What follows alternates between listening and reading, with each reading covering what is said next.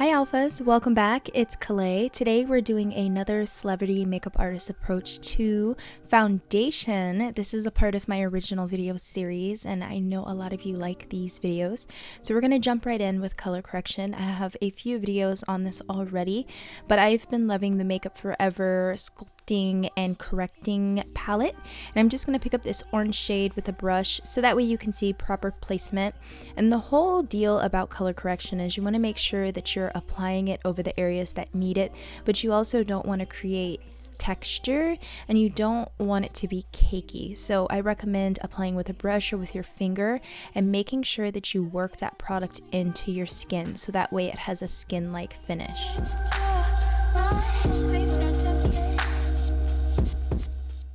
Now we're going to work on our foundation. I'm just using the Clinique Super Balance Foundation. This is my current favorite, and I'm not using a lot at all. You want to make sure that you focus on skincare because the better your skin is, the better your makeup will look, no lie.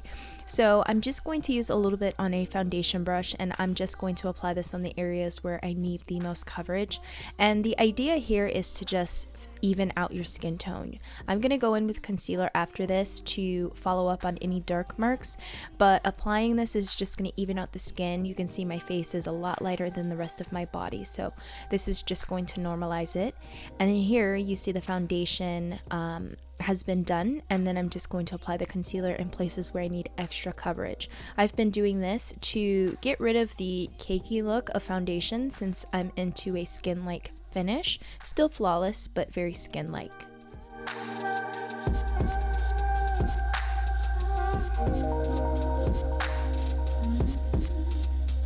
Taking a concealer that's more concentrated on the yellow tone, I'm just going to use this for the under eye circles and to brighten up the center of my face.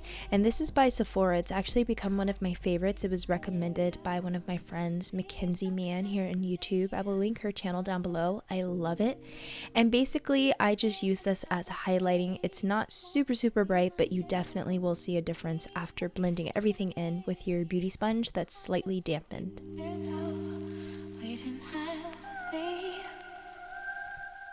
So next I'm going to set my face. I'm just going to take my sponge, dip it into some setting powder, and I don't really bake for a very long time anymore. I prefer to pat the setting powder into my skin so that way it kind of locks everything in, and I feel like it'll still bake because I am using more powder than I normally would, but this way I don't have any harsh lines, because I know if you clean up your contour you might see a harsh line and it's kind of hard to blend out afterwards.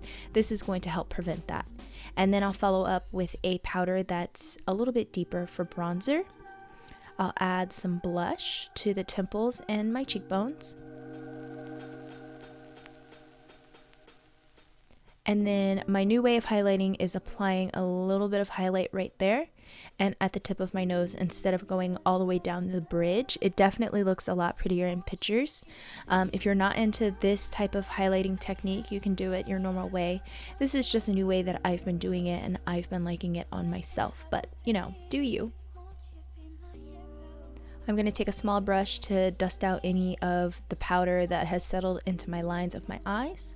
And that is your tutorial. I hope you enjoyed it. Please subscribe, make sure you thumbs up, leave a comment down below, and I'll see you in the next one.